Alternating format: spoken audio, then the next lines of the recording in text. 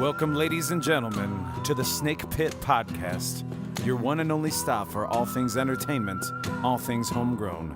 Coming to you out of Toledo, Ohio, I'm your host, Jake Pilewski. You can follow us at jakepilewski.com. That's Pilewski. The Snake Pit. Ladies and gentlemen, I'm here joined today by a jack of many trades. We're going to talk about every one of them, or at least as many as we can. Mr. Larry Meyer here with me today, very talented musician and very involved in the city. Hey, thanks for having me on. And I appreciate you coming. We get all sorts of folks on here trying to just promote, different people making something happen in the entertainment community. We know very well that you do in many aspects. So, you play with all sorts of musicians live in town. I'm trying, paying my dues, man. Yeah. I play the drums in Old State Line. Okay, yeah. And that gives me the opportunity to do that on a regular basis. We gig out about 4 times a month, and on occasion I get that phone call from somebody else that needs a drummer for the night. Yeah. I've been doing a few things with my buddy Jake Pilewski. So, yeah, I see things from that side of the drum set too. Yeah, I would say I've gotten to see you, I think, with a handful of people, different groups. So that's always a treat, as I know personally. So where all can we catch Old State Line? And I know you guys were just at Acoustics for Autism. Yeah, we got some things coming up. Opening day over at Fleetwood's Tap Room. Maybe the easiest thing, of course, for anybody is to like us on Facebook and get hip to it that way. But something we really enjoy is the first Saturday of every month we play down for brunch down at the Glass City Cafe. Oh, wow. And that gives us, if anybody hasn't been down there, it's just a really nice vibe, come hungry. And there's good music, it's a good scene every Saturday morning, doesn't matter who's down there. It's big fun, but we do the first Saturday of the month. That's pretty awesome. That's like a musician's dream to have a daytime gig like that, especially. Somebody asked me, what time do you play? Yeah. And I play 10 to 1. 10 to 1. We're like, no, the other 10 to 1. The one that a lot of musicians are typically still sleeping.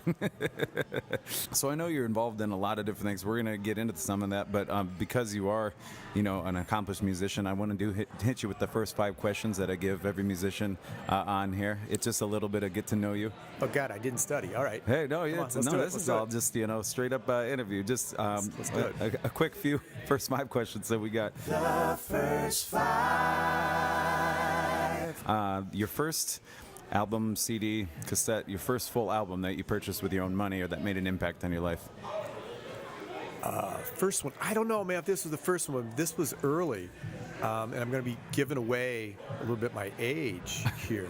But I remember I bought, and it's still one of my favorites, is The Cry of Love by Jimi Hendrix. Oh, wow.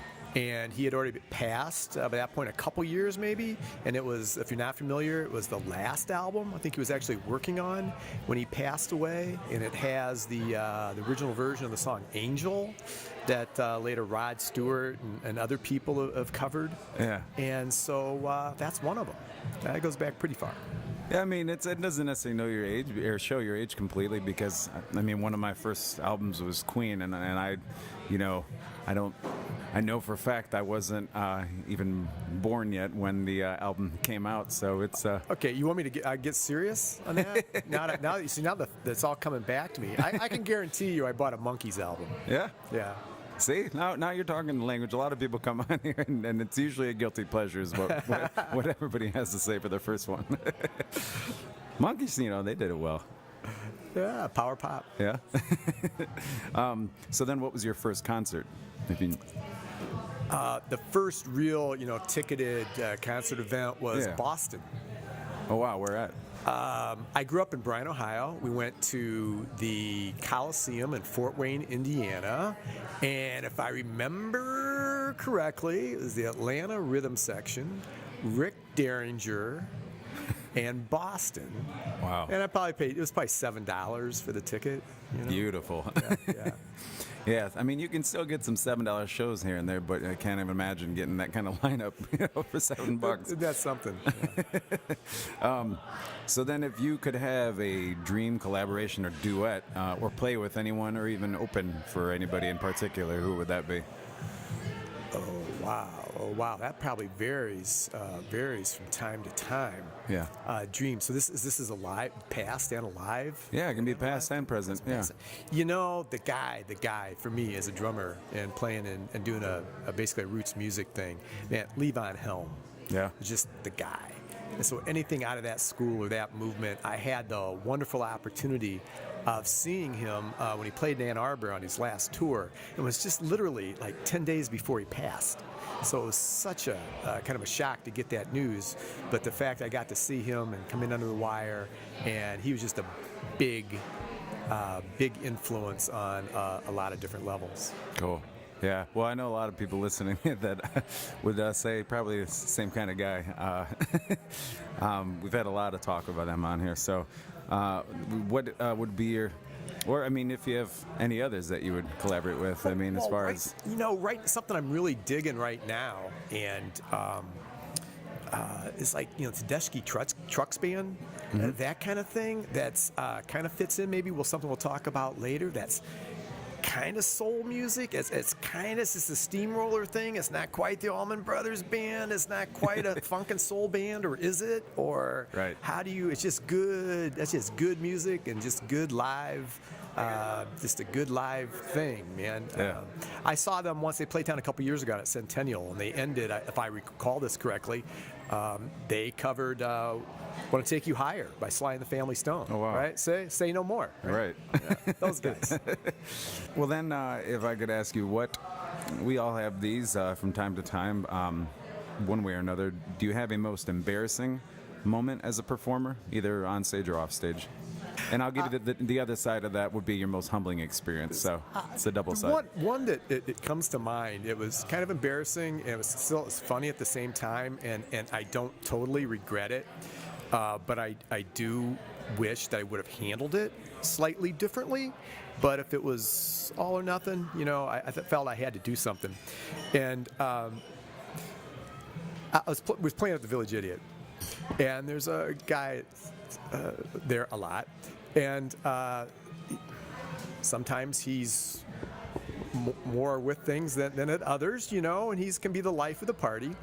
And we had set up and just started to play, and next thing I know, he has walked up on stage, has invited himself up, and is leaning in and singing harmony vocals, and trying, and nobody else, everybody else is in front of me. And I'm the only guy back there, right? And nobody else sees what's going on. Yeah. And I'm fuming for whatever the 3 minutes, 4 minutes it takes to finish that song. And I throw down my brushes at the end of the song. I'll get the F out of here. Get out of here.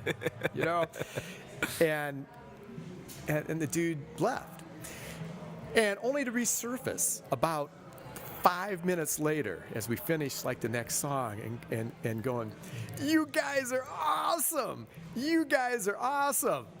Everybody except the fucking drummer." Wow.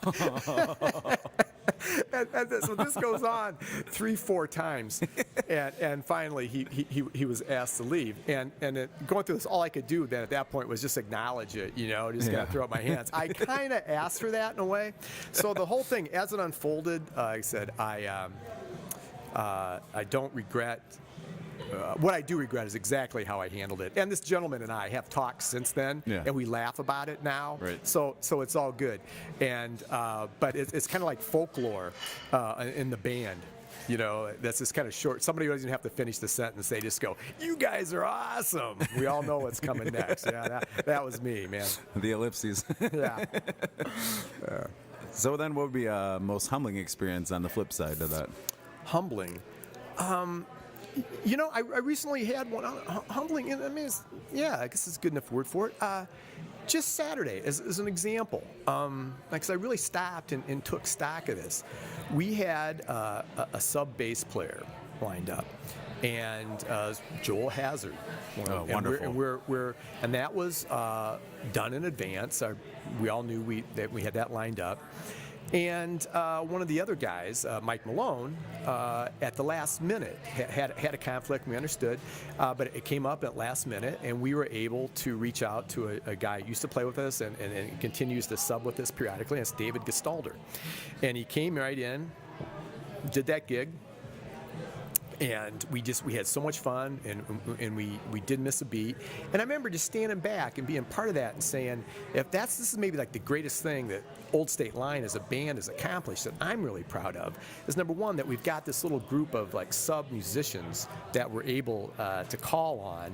Joel being a really a prime example. I mean, I'm proud to play with that guy. Yeah, and the fact that Joel and a couple of guys of that caliber will return our phone call, and we can hook up with them for a gig. And that we've built that kind of relationship that we can put together that type of thing when needed. I felt like that's something I was proud that we had accomplished. Yeah. So it's about the relationships. Yeah, absolutely. And that's there's a lot of great relationships in this town. I've had the chance to play with Joel myself a couple times. So yeah, definitely it's one thing to have a fill-in, but to have a fill-in of that caliber, like you said, is a totally different story. Yeah. Very neat. So what pushes your buttons as a performer? This can be in the positive sense as a motivational thing or as kind of something that irks you. Let's see. There's a drummer joke all the time about, guitar players noodling, waiting for everybody to tune up, you want to go, let's go. I think that's probably across the board, that's nothing unique to me. But that can really, you mentioned acoustics for autism. If you on the flip side, something that's really good. Oh man, how do you not feed off of that crowd and that thing? And when we play, especially as a drummer, it's not that often that we get a chance for someone else to run sound and for me to be able to play on a full kit that's mic'd. And so just you sit down and boom, boom, you really get the kick drum, and the whole thing's there. And from the first beat of the first song, we're in. Everybody's having a good time. Everybody's on the same page, and we're locked and loaded. And here we go. And wow. Yeah. That's a great feeling. So how long has Old State Line been together? Oh man, see, it's kind of hard to say because it's like we got a rolling start. We started out as an Old Orchard kind of Sunday afternoon jam session thing hosted by Tom Barden, and then we just kept doing it, and we kind of got looking at each other, going, well, we could do this. We could play out, and we started some humble coffee shop gigs, and one thing's led to another, and a couple personnel changes and this and that. We just keep, have continued to build it. So it's probably a solid 7-8 years. Oh, wow. Now. But it's hard. That includes those humble beginning roots. And always. Yeah. And it's funny you say that because a lot of great things do come out of a rolling start, if you will. I mean, you just start falling into something and go look at each other, and be like, this is kind of working, and then you build it from there. Yeah. And it's a constant learning experience too. So do you guys? That's for sure, man. Ain't that the truth? And I'm really digging some of the. An example too, like you mentioned Joel, like his jam session, the open thing at Rockies every other week, and Lord, there's a bunch of these around town. Yeah. But that ability to go out that our community gives us and to play with other musicians, and sometimes I get to go out and run with the big dogs. Sometimes, right. I get to play with some guys that there's no way to learn quicker than to play with somebody slightly better than you, and they have that opportunity. And the fact that Old State Line is largely an Americana band, so to go out and stretch out, play different kinds of music, to have that chance to play funk or jazz or African stuff, whatever, and that those opportunities are there, and that's such a unique experience too. Yeah, and that keeps growing too. That his jam sessions that he has at the Open Jam at Rockies, and that's on Tuesday nights. Every other, you said. Every other Tuesday. Yeah. And there's some nights. I mean, some it's like anything, man. It's live without a net.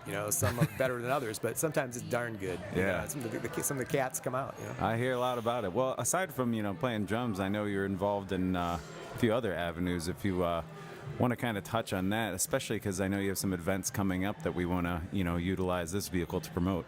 Well, yeah, sweet, man. I got a 7-year-old daughter and a 90-year-old house, so that kind of keeps me busy too. But on top of that, I'm a board member at the Arts Commission, and I'm a board member at the Ohio Theater.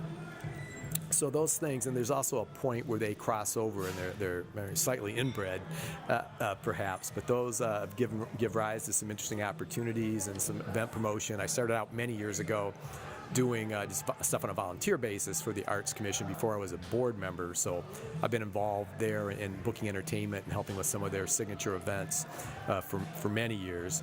And this opportunity down at the Ohio Theater, for me, my involvement's been a couple years, going in for my second year, I guess, as a member there, and trying to keep that bad boy up and running. It's a real diamond in the rough.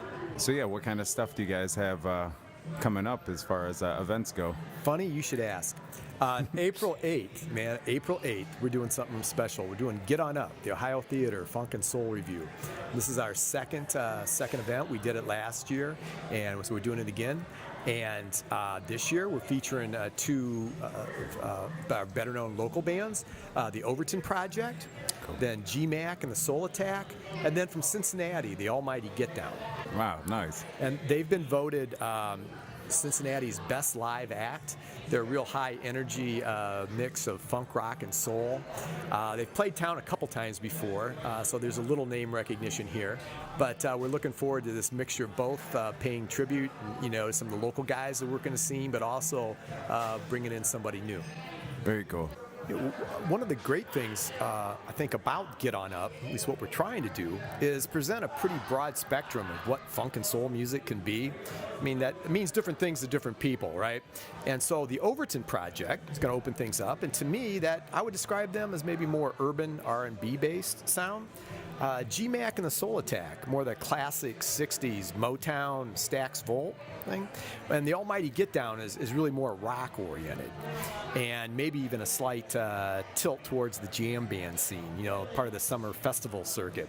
So I think we got a little bit of everything covered, but with all of it being really high energy, fun dance music. So that's what we're trying to do. A little something for everybody, essentially.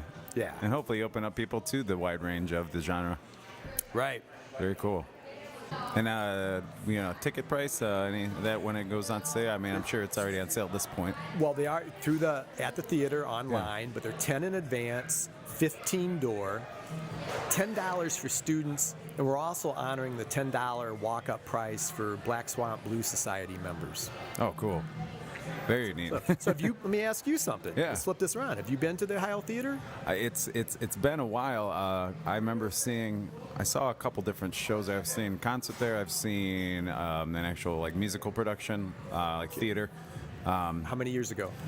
It's been longer than I'd like to admit. Well, the reason I ask is probably at least 10. Okay, because it's a whole new, but here's what's changed. Yeah. And for people to know, because we get a lot of that. People that come down there and they either, wow, I didn't realize the place was open again, or wow, I haven't been here since I was a kid, right? Kind of thing. And as some people know, it was built in 1921. It's the Toledo's oldest surviving neighborhood theater. It holds maximum we could put about 500 people in there.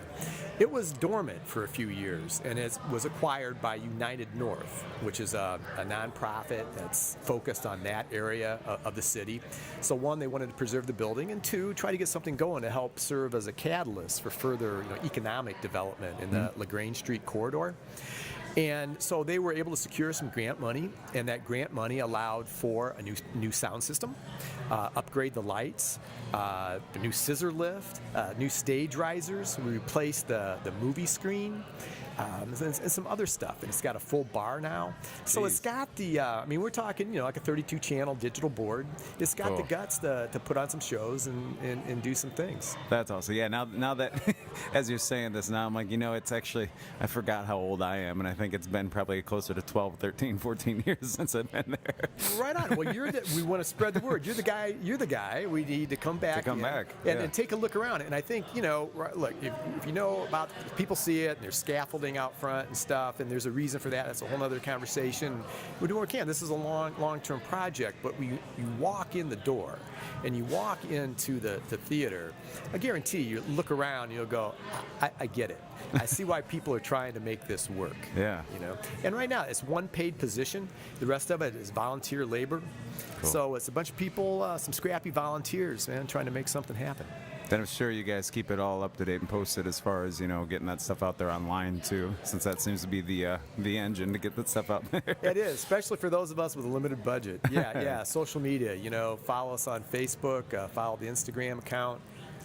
Doing our best, man. We got some other fun stuff coming up. We just finished the second Toledo International Film Festival, which was spread over 3 weekends. We've got some other indie films coming up. On the 18th of this month, they're showing the indie film Chef. About in the food truck business. Yeah, I love that movie. Yeah, and in May, a League of Their Own, the baseball. Yeah. There's no crying in baseball, right? That's going to be there. Classic. That's more of a family-centered thing that got selected. In May, there's a band coming called the Mercy Beatles. And it's a Beatles tribute band doing celebrating the 50th year of Sgt. Pepper's Lonely Hearts Club Band. But what's apparently different about these cats, they're all from Liverpool. Oh, really? Yeah. And so the accents will be completely real. Nothing else. We know they got that part down. Right. And also in May is the second Glass City Film Festival, with submissions brought in nationwide. So there's stuff happening, man. Yeah, well, and it's opening me to a new world too, and that's what this is all about. That's why we're here today. Yeah, and thanks for the opportunity. Well, very cool. I mean, any other events coming up with Old State Line? I know you said we can do the brunch thing. Anything else coming up with that, or? Well, something else I'm working on. I'm up to my eyeballs in right now with other people. And of course, when I say this and all this, I may talk about me, but I'm not alone. There's a bunch of other people working on these things. But as a member of the Arts Commission, they have their biggest single annual fundraiser is called the Mix, and it's usually some variation of that. This year, it's the Mix Blowout. And it's Friday, May 12th, and they're taking over Gathered Glass Blowing and Graphite Design and Build on Huron Street. Yes. Closing down that section of the street. There will also be a tent out on Huron Street. Okay, so we're still piecing together. There'll be multiple acts of entertainment, artist demonstrations, special cocktails, and there's always multiple restaurants that are participating. I can go public with the main stage entertainment. We're using the Gabriel Brass Band from Detroit. Oh, wow. And some people might recognize that name because they performed last year at the inaugural Get On Up event down at the Ohio Theater. But like the name implies, man, it's a brass band, right? And these are guys that their roots, the family roots, go back to New Orleans. This is the real deal. With instead of a drum set, they carry a bass drum, and somebody else carries a snare drum, and there's no bass, there's a tuba, and so it's the real deal brass band, and they're going to alternate with New Orleans Party Asylum. Oh, cool, yeah. So I think that's a pretty lively combo. I was just gonna say with the brass band and the my cup of tea. Well, kind of like Old State Line. I'm a big fan of Americana as well, so it's good to hear a lot of that stuff happening well. So that's May 12th, you said. Right. So that's a huge event. We're just starting to really get the information out on that, and that's the thing. That particular event largely funds a specific program, and I don't know if you're familiar or your listeners are familiar, but that funds the Young Artist at Work program, which is a summer job program that the Arts Commission does in conjunction with some other community partners, but it provides minimum wage art-based jobs for like a 6-week period for high school kids in the summer. So it's this really cool opportunity for so many kids from all different backgrounds and income levels to meet and to mix and to have some sort of job opportunity in the summer. I mean, I grew up, my dad had a little business, I always knew where I was going to go work, but that's not the way it works for everybody. Right. They want a summer job, but where do you find that? Let alone find something where you can also tap into that passion, do something that's art-based out in the community. A couple examples in recent years have been some mural projects, and there's always one supervisor, and they get the kids lined up, and they work out the project. Guys, Ben Cohen and Yusuf Latif have been involved in some other kind of multimedia projects for some of the kids too. So it's a good thing for the community, and that's an example of what the Arts Commission does in our city, and an example of what this particular event helps fund. I love it, and that's yeah, the plate's pretty full right now, and it's always like event-based, right? There's a lot of stuff happening. You get over the hump, you get everything all ready, and then you can kind of relax for a while. But well, awesome. Well, Larry Meyer, before I let you go, I always want to pick people's brains, especially those who are really doing it in town, and you're doing it all around. if you have any words of advice for anybody, whether they're aspiring to play music for a living, if they're looking to get involved in any of the activities you're doing, if just involved in the community, or to truly follow any kind of passion that they want to do, you have any advice for those kind of folks? This reminds me. I had the opportunity recently, and an honor. This was a cool thing. I got asked to come in and speak to a class at Toledo School for the Arts, and there's a class addressing different arts-based business initiatives and some ideas like that for the kids.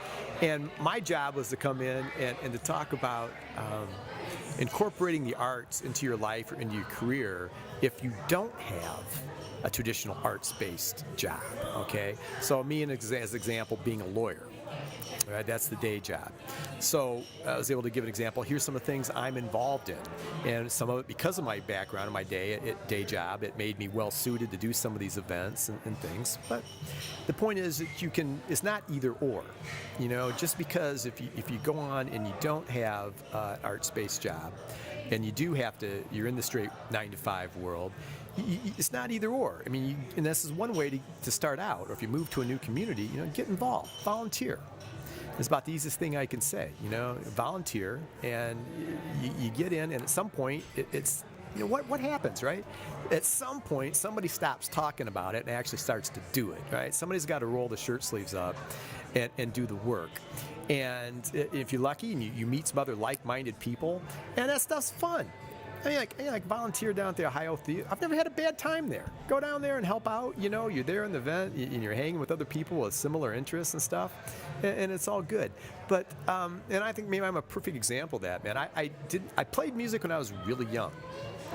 And I literally didn't play the drums for decades.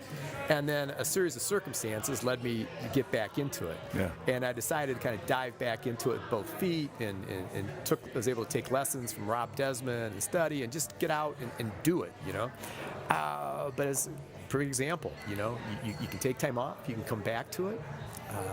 So get out there and volunteer and do it.